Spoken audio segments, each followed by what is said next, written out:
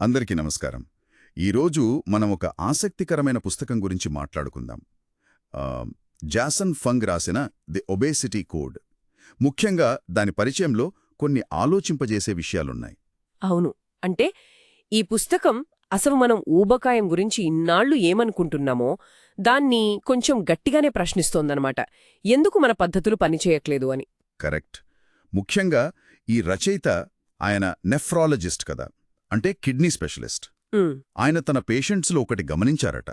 మధుమేహం ఉన్నవాళ్లకి ఇన్సులిన్ ఇస్తే వాళ్లు బరువు పెరుగుతున్నారని. అవును, ఇది చాలా చాలా ముఖ్యమైన పరిశీలన. ఎందుకంటే మనం సాధారణంగా ఏమనుకుంటాం, క్యాలరీలు తగ్గించుకో, వ్యాయామం చెయ్యి, అంతే కదా. అంతే. క్యాలరీలు ఎక్కువ తింటే బరువు పెరుగుతాం, తక్కువ తింటే తగ్గుతాం. ఇదే సింపుల్ లెక్క. కానీ ఇన్సులిన్ అనేది క్యాలరీ కాదు కదా, అయినా బరువు పెరుగుతున్నారు. సరిగ్గా అక్కడే వస్తుంది చిక్కు. అంటే కేవలం క్యాలరీల ఇన్అవుట్ బ్యాలెన్స్ కాకుండా ఇంకేదో ఉందని ఆయన వాదన. ఇది వింటుంటే పాతకాలంలో కొన్ని వైద్య పద్ధతులుండేవి కదా, జలగలతో రక్తం తీయడం లాంటివా? అలాంటివి. అవి పనిచేయకపోయినా ఎందుకో నమ్మేసేవాళ్లు. అలాగే ఈ తక్కువ కొవ్వు, తక్కువ క్యాలరీల డైట్లు కూడా. దశాబ్దాలుగా చెప్తున్నా ఊబకాయం తగ్గట్లేదు. తగ్గకపోగా పెరుగుతోంది. మీరన్నట్టు కెనడా డేటా చూస్తే 1985లో 6% ఉంటే 2011 కల్లా 18%కి వెళ్ళిపోయింది. అంటే 3 రెట్లు పెరిగింది. అవును. దాదాపు ప్రతి ఒక్కరూ జీవితంలో ఎప్పుడో ఒకప్పుడు క్యాలరీల తగ్గించే ప్రయత్నం చేసుంటారు. కాని ఫలితం చాలాసార్లు విఫలమే. నిజమే. అంటే ఇక్కడ ఏదో ప్రాథమికంగా తప్పు జరుగుతోంది మనం ఆలోచించే విధానంలో. దీనికి తోడు ఇంకో సమస్య ఉంది. అసలు ఏది మంచి ఆహారం అనే దానిమీదే క్లారిటీ లేదు గదా. అబ్బో, అది పెద్ద గందరగోళం. కొవ్వు మంచిదా చెడ్డదా, కార్బోహైడ్రేట్లు తినాలా వద్దా? అవును. రోజు ఎన్నిసార్లు తినాలి? కొంచెం కొంచెమా, లేక 3 పూటలా కడుపు నిండా తినాలా? అసలు క్యాలరీలు లెక్క పెట్టాలా వద్దా? ఒక డాక్టర్ ఓర్నిషేమో కొవ్వు వద్దు అంటారు. ఇంకో పక్క డాక్టర్ యాట్కిన్స్ ఏమో కార్బోహైడ్రేట్లు వద్దు, కొవ్వు తినండి అంటారు. అసలెవరి మాట వినాలో తెలియని పరిస్థితి. ఇక్కడే రచయిత చెప్పిన పాయింట్ నాకు నచ్చింది. మనకు సాక్ష్యాధారిత వైద్యం కావాలి అని. అంటే ఏదో జంతువుల మీద ప్రయోగాలు చేసి వాటి ఫలితాలు మనుషులకి అప్లై చేయడం కాదు. కరెక్ట్. ఆయన చెప్పిన ఆవుల ఉపమానం భలే ఉంటుంది. అంటే సింహాలపై పరిశోధన చేసి దాని ఆధారంగా ఆవులు మాంసం తింటే ఆరోగ్యంగా ఉంటాయని చెప్తే ఎలా ఉంటుంది? అవి బతకవు గదా.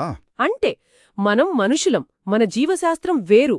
ఎలుకల మీదో కోతుల మీదో చేసిన ప్రయోగాలు మనకి సరిపోతాయని గ్యారంటీ లేదు. అంటే ఊబకాయానికి కారణం ఊరికే ఎక్కువ తినడం, వ్యాయామం చేయకపోవడం, లేదా పలానా ఫుడ్ తినడం. ఇంత సింపుల్ కాదనమాట. అస్సలు కాదు. ఇప్పుడు చూడండి, గుండె జబ్బులున్నాయి. దానికి ఎన్నో కారణాలుంటాయని ఒప్పుకుంటాం గదా. జీవనశైలి, జన్యువులు, ఒత్తిడి, ఇలా చాలా. అవును. మరి ఊబకాయానికి కూడా అలాగే బహుళ కారణాలుంటాయి. దాన్ని కేవలం క్యాలరీల లెక్కకు కుదించడం సరికాదు. అందుకే ఆయన కొత్త థియరీ ప్రతిపాదిస్తున్నారు. అదే ఆ హార్మోనల్ సిద్ధాంతమనా? అవును. ఊబకాయానికి హార్మోనల్ సిద్ధాంతం, ముఖ్యంగా ఇన్సులిన్ అనే హార్మోన్ పాత్ర, ఇంకా ఇన్సులిన్ నిరోధకత, అంటే ఇన్సులిన్ రెసిస్టెన్స్ అంటాం కదా, దానిమీద ఫోకస్ పెట్టాలంటున్నారు. హో, అంటే ఇన్సులిన్ సరిగ్గా పని చేయకపోవడం వల్ల వచ్చే సమస్య అన్నమాట. శరీరం ఇన్సులిన్కు సరిగ్గా స్పందించకపోవడం, దీనివల్ల బరువు పెరగడం లాంటి సమస్యలొస్తాయని ఆయన వాదన. మనమేం చేస్తున్నామంటే ఊబకాయం వల్ల వచ్చే లక్షణాల్ని చూస్తున్నాం. షుగర్, బీపీ లాంటివి. వాటికి మందులు వాడుతున్నాం. అవును. కాని అసలు మూల కారణం ఆ ఊబకాయం వెనక్కున్న హార్మోన్ల అసమతుల్యతను ట్రీట్ చేయట్లేదు అని రచయిత అంటున్నారు. అంటే సమస్య ఇంజిన్లో ఉంటే మనం పైపైన రంగులేస్తున్నట్టుందన్నమాట వ్యవహారం. దాదాపు అలాగే. అంటే ఆలోచన విధానంలోనే మార్పు రావాలి. ఇది క్యాలరీల సమస్య కాదు, మన సంకల్పలోపం కాదు. ఇది శరీరంలో జరిగే ఒక జీవరసాయన, హార్మోనల్ సమస్య అని గుర్తించాలి. అలా గుర్తించినప్పుడే సరైన పరిష్కారం వైపు వెళ్తాం. లేదంటే క్యాలరీలు తగ్గించినా, తాత్కాలికంగా బరువు తగ్గినా మళ్లీ పెరుగుతారు. ఎందుకంటే అసలు సమస్య అలాగే ఉంది. ఖచ్చితంగా. సో మొత్తం మీద ఈ పుస్తక పరిచయం ఏం చెప్తోందంటే, మనం ఇన్నాళ్లు నమ్ముతున్న క్యాలరీ సెంట్రిక్ అప్రోచ్ అది సరిపోవట్లేదు. ఫీల్డ్లో చూస్తున్న విషయాలతో, అంటే ఇన్సులిన్ వాడితే బరువు పెరగడం లాంటి వాటితో అది సింక్ అవ్వట్లేదు. కాబట్టి ఒక కొత్త దృష్టికోణం కావాలి.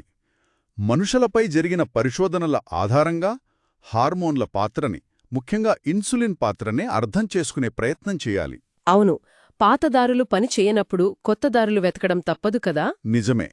ముగింపుగా ఒక ప్రశ్న ఆలోచింపజేస్తోంది. ఒకవేళ బరువు తగ్గడానికి మనం ఇన్ని దశాబ్దాలుగా ఫాలో అవుతున్న ఈ క్యాలరీల బ్యాలెన్స్ సిద్ధాంతమే నిజంగా లోపభూయిష్టంగా ఉంటే హ్మ్, అప్పుడు అసలు ఆరోగ్యం, పోషకాహారం గురించి మన మొత్తం అవగాహననే మార్చుకోవాలేమో కదా. మనం క్యాలరీల కన్నా ఎక్కువగా మన శరీరంలోని ఈ హార్మోన్ల వంటి అంతర్గత యంత్రాంగాలపై ఎక్కువ దృష్టి పెట్టాలేమో. అది చాలా పెద్ద ప్రశ్న. దాని గురించే మనం ఇంకా లోతుగా ఆలోచించాల్సిన అవసరముంది.